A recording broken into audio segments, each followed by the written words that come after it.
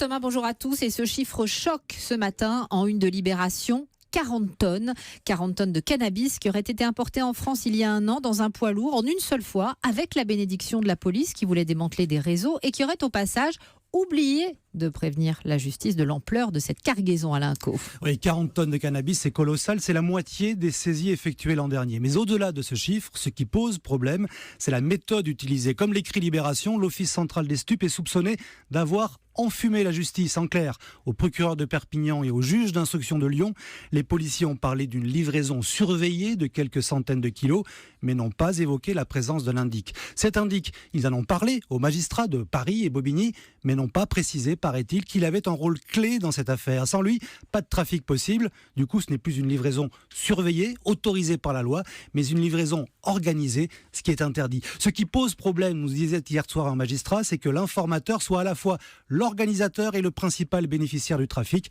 et qu'on ne nous ait jamais dit que les quantités importées seraient aussi astronomiques. Du côté de la police, on assure que si tout n'a pas été dit, c'est qu'on ne savait pas tout, ni la quantité exacte, ni les destinataires. C'était justement le but de cette opération exceptionnelle, une première en Europe, infiltrer une logistique complète pour éradiquer tous les réseaux qui s'alimentaient à cette logistique. L'inspection générale de la police nationale a été chargée d'une enquête.